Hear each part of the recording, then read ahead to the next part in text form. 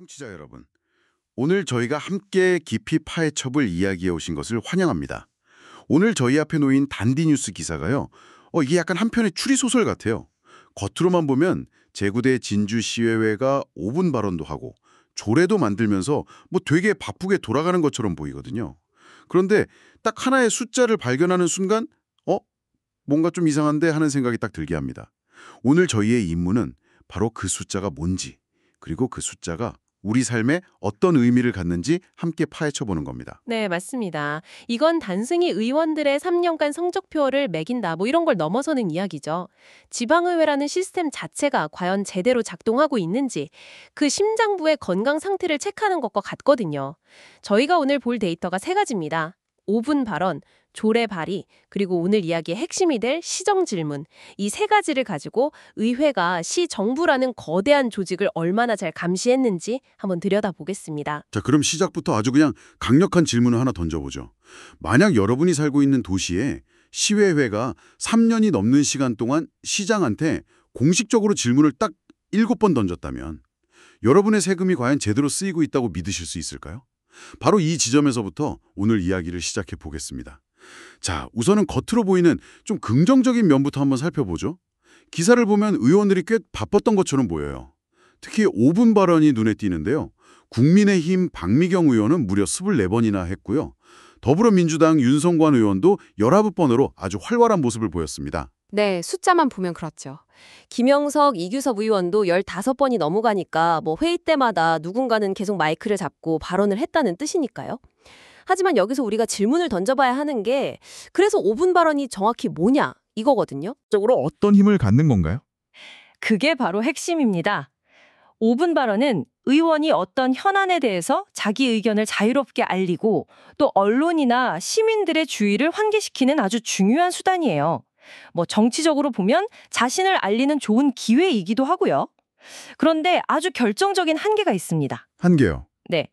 시 정두가 그 발언에 대해서 공식적으로 답변해야 할 의무가 없다는 겁니다. 잠깐만요. 답변 의무가 없다고요?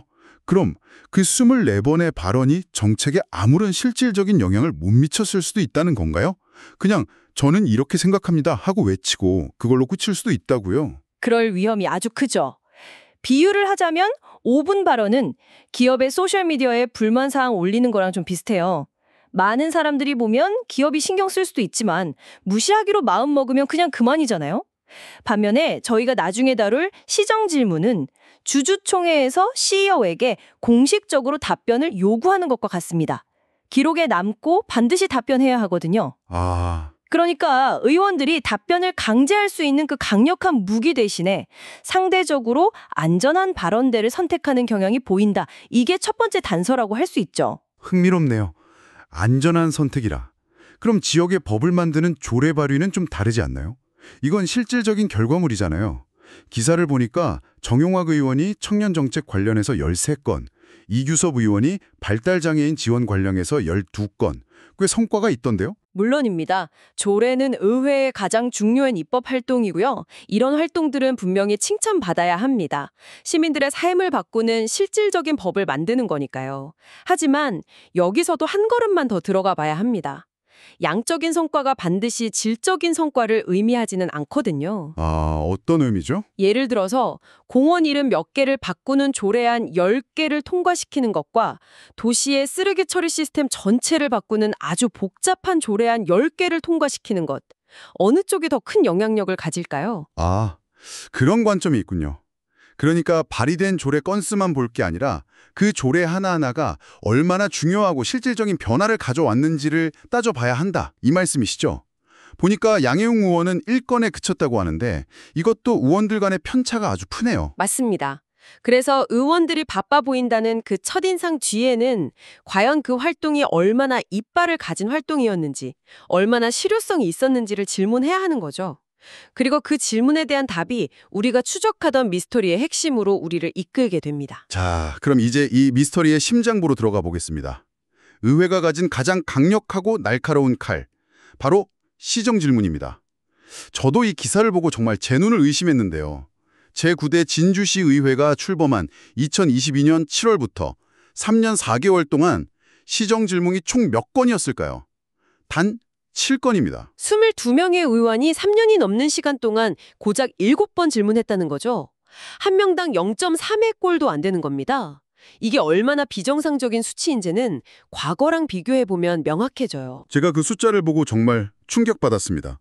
바로 직전 8대 의회는 27번, 7대는 24번이었어요.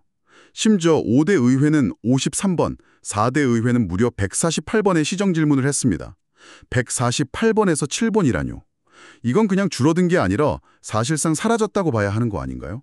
실종이라는 표현이 정확합니다. 이걸 이렇게 한번 생각해 보시죠. 만약 어떤 회사의 이사회가 3년 넘게 CEO에게 공식적으로 경영에 대해 딱 7번만 질문했다면 투자자로서 그 회사가 제대로 운영되고 있다고 믿으시겠어요? 전혀 못 믿죠. 시정 질문이 바로 그 역할을 합니다. 수백, 수천억 원의 예산이 오가는 시정 전반에 대해 시민을 대신해서 공식적으로 따져먹고 책임을 추궁하는 행위입니다. 그게 7번이라는 건 사실상 행정부에 백지수표를 줬다는 비판을 피하기가 어렵습니다. 심지어 전체 의원 22명 중에 16명은 임기 내내 단 한 번도 시정 질문을 하지 않았다고 합니다. 그럼에도 불구하고 진행된 그 7번의 질문 내용은 뭐였는지 궁금해지네요. 혹시 사소한 질문들이었던 건 아닐까요? 전혀 그렇지 않습니다.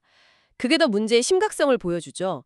신석영 의원은 장애아동 학대 사건 예방책을, 윤성관 의원은 기업하기 좋은 도시 정책의 실효성, 이규섭 의원은 남부내륙철도 같은 거대 프로젝트를 질의했어요. 또 최민국 의원은 e스포츠 경기장 부지 선정 같은 민감한 사안을 다뤘고요. 하나하나가 시민들의 삶과 직결된 아주 중요한 문제들이었습니다. 이런 중요한 질문들이 훨씬 더 많이 나왔어야 하는데 나오지 않았다는 거죠. 이렇게 중요한 기능이 대체 왜 마비된 걸까요? 기사에 경상국립대 최상환 교수의 분석이 인용되었던데 어떤 내용이었죠? 네, 최 교수는 의회 내의 정치 지형을 원인으로 꼽습니다. 기사에 따르면 국민의힘이 단독으로 과반을 훌쩍 넘는 그런 우위 구조를 가지고 있고 또 진보정당 의원이 없는 상황, 이게 다양한 시각과 날카로운 정책 검증을 어렵게 만들었다는 분석입니다. 즉 의회 안에서 건전한 긴장관계를 만들어낼 세력이 부족하다 보니까 좋은 게 좋은 거라는 분위기 속에서 견제 기능이 약화되었다는 거죠. 이건 비단 진주시만의 문제는 아닐 것 같다는 생각이 드네요. 어느 지역이든 한 정당이 의회를 압도적으로 장악하고 있다면 비슷한 상황이 벌어질 수 있는 거잖아요. 청취자 여러분도 한번 우리 동네 시의회나 구의회 홈페이지에 들어가서 회의록을 한번 검색해 보세요. 지난 1년간 시정 질문이 몇 번이나 있었는지 확인해 보는 것만으로도 우리 지역 의회의 건강 상태를 간단하게나마 진단해 볼 수 있을 겁니다. 맞습니다. 그리고 이 실종된 견제 기능은 우리가 내는 세금 문제와 연결될 때 훨씬 더 심각하게 다가옵니다. 이 모든 의정 활동이 결국 시민들의 돈으로 운영되는 거니까요. 의원들이 자기 역할을 제대로 하지 않는 동안에도 의회 운영비는 계속해서 지출되고 있었던 거죠. 바로 그 지점입니다. 그래서 이 모든 활동에 돈이 얼마나 들었는가 이 질문으로 자연스럽게 넘어가게 되네요. 기사에 따르면 9대 시의회는 3년여의 기간 동안 운영활동비로 총 4억 3,900여만 원을 썼습니다. 그중에서도 특히 업무 추진비 사용 내역이 아주 흥미롭습니다. 이 돈은 원래 의정활동의 효율성을 높이기 위해 예를 들면 전문가에게 자문을 구하거나 현장 방문을 하거나 시민 간담회를 여는 등에 쓰여야 하는 돈이거든요.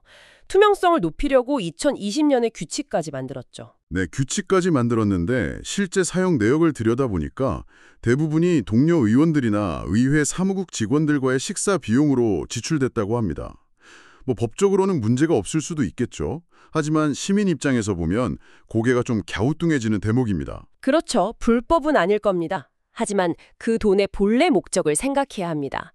시민을 위한 정책을 연구하고 개발하라고 준 돈이 사실상 의원들 내부의 친목도모나 격려를 위한 식사비로 주로 쓰였다면 과연 그 돈이 목적에 맞게 사용되었다고 할 수 있을까요? 이건 업무 추진비가 아니라 거의 조직 단합비라고 부르는 게 더 정확할지도 모릅니다. 정말 날카로운 지적이네요.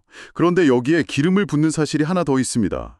2024년 3월부터 의원들의 의정 활동비가 인상돼서 이제 연간 약 4,520만 원을 받게 되었다는 점입니다. 정리를 해보면 이런 그림이 그려지는 거죠. 시 정부를 감시하고 견단하는 가장 중요한 기능인 시정 질문은 역대 최저 수준으로 추락했는데 의원들의 보수는 오히려 인상된 겁니다. 시민의 입장에서는 일은 제대로 안 하는데 월급은 올려달라고 하는구나. 이런 비판이 나올 수밖에 없는 상황인 거죠. 오늘 저희가 파헤쳐본 미스터리를 종합해보죠. 제구대 진수시회는 5분 발언이나 조례발의처럼 눈에 보이는 활동은 어느 정도 유지하면서 바쁘게 움직이는 것처럼 보였습니다. 하지만 막상 시정부에 책임을 묻고 날카롭게 파고들어야 하는 시정질문이라는 핵심 기능은 거의 작동하지 않았습니다. 의회라는 감시견이 짖는 법을 잊어버린 셈이죠. 이 사례는 진주시를 넘어서 우리 모두에게 아주 중요한 질문을 던집니다. 우리는 지방선거 때 후보자들이 내건 공약만 보고 투표하는 경향이 있잖아요. 하지만 당선된 이후에 그들이 시민의 대표로서 행정 권력을 제대로 감시하고 있는지, 우리가 맡긴 세금을 목적에 맞게 잘 쓰고 있는지 꾸준히 지켜보고 평가해야 한다는 걸 보여줍니다. 의회 내의 정치적 다양성이 왜 중요한지, 그리고 예산 사용 내역을 투명하게 공개하고 감시하는 것이 왜 필수적인지를 아주 명확하게 보여주는 교과서 같은 사례라고 생각합니다. 맞습니다. 이 기사는 2026년 6월 3일에 열릴 다음 진주시회 선거를 앞둔 유권자들에게 아주 객관적이고 중요한 데이터를 제공하고 있습니다. 여기서 한 걸음 더 나아가서 청취자 여러분께 마지막 질문을 던지며 마무리하고 싶습니다. 곧 여러분의 우편함에도 다음 선거에 나올 후보자들의 의정 보고서가 도착할 겁니다. 그 보고서에는 아마 수십 건의 5분 발언과 조례 발의 목록이 빼곡하게 적혀 있겠죠. 그 화려한 목록을 보면서 이런 질문을 스스로에게 던져보시면 어떨까요? 그래서 당신은 시민을 대신해서 권력자에게 몇 번이나 불편한 질문을 던졌습니까? 라고 말이죠. 어쩌면 그 질문에 대한 답이야말로 우리 동네의 진짜 일꾼을 가려내는 가장 중요한 기준이 될지도 모릅니다.